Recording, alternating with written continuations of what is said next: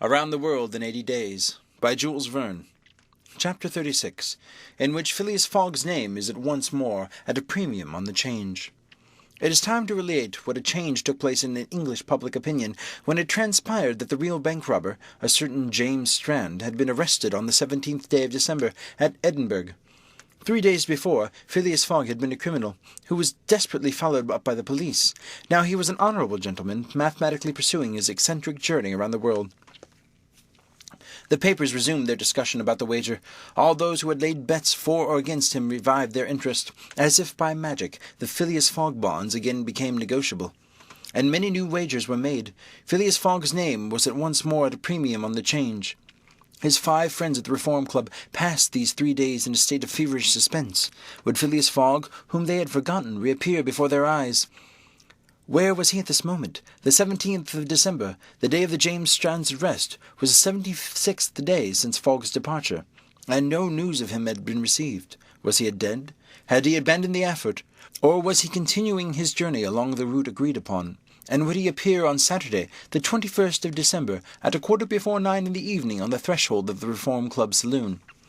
The anxiety in which, for 3 days, London society existed cannot be described. Telegrams were sent to America and Asia for news of Phileas Fogg. Messengers were dispatched to the house in Savile Row morning and evening.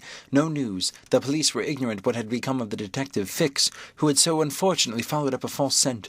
Bets increased, nevertheless, in number and value. Phileas Fogg, like a racehorse, was drawing near his last turning point. The bonds were quoted, and no longer at 100 below par, but at 20, at 10 and 5, and a paralytic old Lord Arlemy even bet in his favour. A great crowd was collected in Pall Mall and the neighbouring streets on Saturday evening. It seemed like a multitude of brokers permanently established around the Reform Club.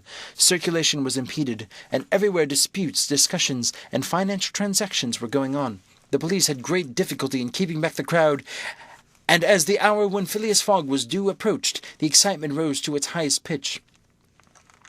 The 5 antagonists of Phileas Fogg had met in the great saloon of the club. John Sullivan and Samuel Fallentin, the bankers, Andrew Stewart, the engineer, Gothier Ralph, the director of the Bank of England, and Thomas Flanagan, the brewer, one and all waited anxiously. When the clock indicated 20 minutes past 8, Andrew Stewart got up, saying, "Gentlemen, in 20 minutes the time agreed upon Mr. Fogg and ourselves will have expired." "What time did the last train arrive from Liverpool?" asked Thomas Flanagan. "At 23 minutes past 7, and the next does not arrive until 10 minutes after 12. "Well, gentlemen," resumed Andrew Stewart, "if Phileas Fogg had come in the 7:23 train, he would have gotten here by this time. We can, therefore, regard the bet as won." "Wait, don't let us be too hasty," replied Samuel Fallentin.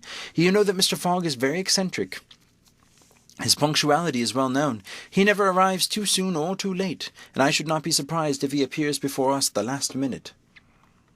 "Why," said Andrew Stewart nervously, "if I should see him, I should not believe it was he." "The fact is," resumed Thomas Flanagan, "Mr. Fogg's project was absurdly foolish. Whatever his punctuality, he could not prevent the delays which were certain to occur, and a delay of only 2 or 3 days would be fatal to his tour. Observe, too," added John Sullivan, "that we have received no intelligence from him, though there are telegraphic lines along this route." "He has lost, gentlemen," said Andrew Stewart. "He has 100 times lost. You know, besides, that the China is the only steamer which could have taken from New York to get here and arrived yesterday in time. I have seen a list of the passengers, and the name of Phileas Fogg is not among them. Even if we admit that fortune has favoured him, he can scarcely have reached America. I think it will be at least 20 days behindhand, and that Lord Abermale will lose a crew of 5,000. "It is clear," replied Gothier Ralph, "that we have nothing to do but present Mr. Fogg's cheque at Barings tomorrow." At this moment, the hands of the club clock pointed to 20 minutes to 9. 5 minutes more," said Andrew Stewart. The 5 gentlemen looked at each other. Their anxiety was becoming intense, but not wishing to betray it, they readily assented to Mr. Fallentin's proposal of a rubber. "I wouldn't give up my 4,000 of the bet," said Andrew Stewart as he took his seat, "for 3,999. The clock indicated 18 minutes to 9. The players took up their cards, but could not keep their eyes off the clock. Certainly, however secure they felt, minutes had never seemed so long to them. 17 minutes to 9, said Thomas Flanagan, as he got the cards which Ralph handed to him. There was a moment of silence. The great saloon was perfectly quiet, but the murmurs of the crowd outside were heard. With now and then a shrill cry, the pendulum beat the seconds, which each player eagerly counted as he listened with mathematical irregularity. 16 minutes to 9, said John Sullivan, in a voice which betrayed his emotion. 1 minute more and the wager would be won. Andrew Stewart and his partners suspended their game. They left their cards and counted the seconds. At the 40th second, nothing. At the 50th, still nothing. At the 55th, a loud cry was heard in the streets, followed by applause, hurrahs, and some fierce growls. The players rose from their seats. At the 57th second, the door of the saloon opened, and the pendulum had not beat the 60th second when Phileas Fogg appeared, followed by an excited crowd who had forced their way through the club doors, and in his calm voice said, "Here I am, gentlemen." End of Chapter 36. Read by David Russell for Lit2Go. Available on the web at fcit.usf.edu.